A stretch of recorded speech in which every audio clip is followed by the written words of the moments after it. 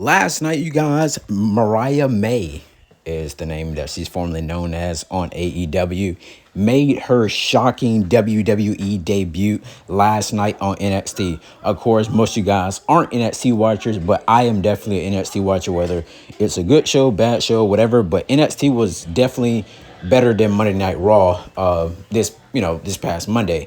So of course she came out while JC Jane, Fallon Henley, and Jasmine Nix were out there, and we seen where we got all the other top competitors in NXT like Lash Legend, Jada Parker, who else? Lola Vice, and Kalani Jordan and one other person. And then we got this lady here, Lainey Reed. I was like, God, I don't remember her unless she's like from LFG, like by LFG or Evolve or something like that. I really don't know her.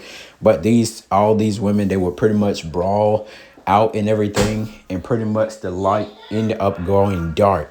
And when the light ends up going dark, outcome where we see Mariah May was up in the top corner post up there. And I was like, holy shit. I was like, hell no. Mariah May has made it to WWE faster than I don't know what. Now, we remember also where Ethan Page came out of nowhere when he debuted on NXT. And I was like, that was incredible, you guys. That was the highlight of one of NXT last night as well. Of course, we got Vad Kingo. He was out there in the crowd, watching NXT, watching the people he's going to fight, like Javon Evans, Laredo Kid, and that Fatal 4-Way. For that North America. No. He's going to be fighting Chad Gable, excuse me. But anyways, of course, Worlds Collide. I think I'm ready for Worlds Collide more than I am for Money in the Bank, because Worlds Collide, it definitely seems like that's going to be a far better pay-per-view than Money in the Bank. But, of course, we did get Sean Legacy, two other guys from Evolve. They pretty much had like a 4-on-4 match. Had Javon Evans, Laredo Kid, Dragon Lee, which I heard is rumored that he'll probably be released as well by WWE. Hopefully he'll go to like TNA or something if he does get released. Now, of course, you guys, they would have an all-out brawl earlier in the show, which pretty much led up to this match. But anyways, you guys, the match was pretty decent, especially when you got those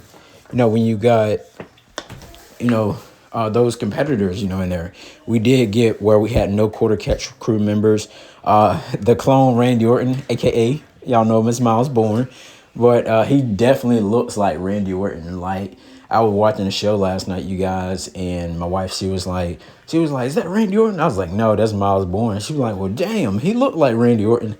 And so it was just incredible. Miles Bourne did stack up what's his name? Charlie Dempsey, which is William Regal's son, and pretty much picked up the victory. So he's no longer in the no quarter catch crew group.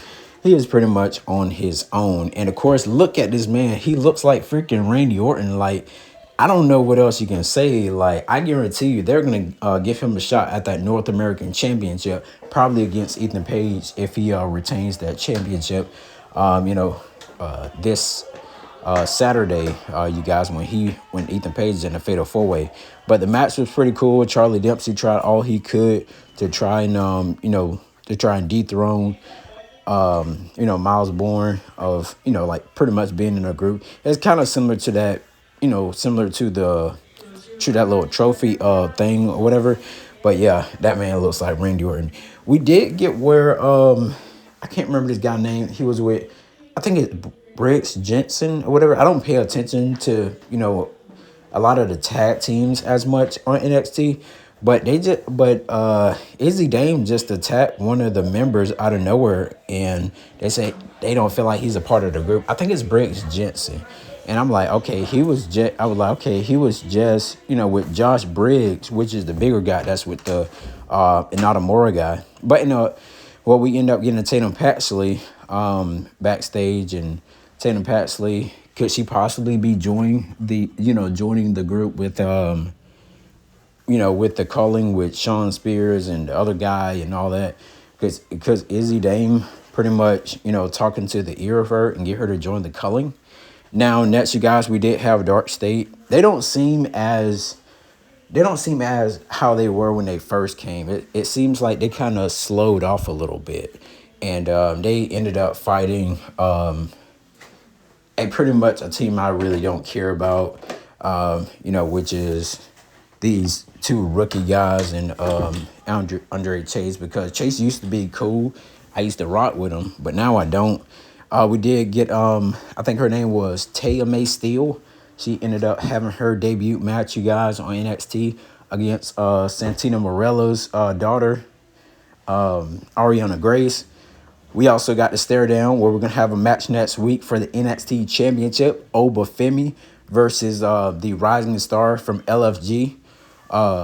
What's his name? Dang, I done forgot this man's name. But anyways, these two superstars will be facing each other. But he won the LFG thing, so I wonder what's going to happen there. Sean Legacy will fight the winner of whoever wins the North American Championship, where it's in that fatal four-way with Javon Evans, Ethan Page, Laredo Kid, and Ray Phoenix. So I definitely can't wait to see who's going to win that. More than likely, they're not going to let Ray Phoenix win. I think they're going to let Ethan Page retain. Anyways, guys, we did get the Don and Crucifino. He was back there, talking to him, and I think they're setting up some kind of match. Really don't care about that.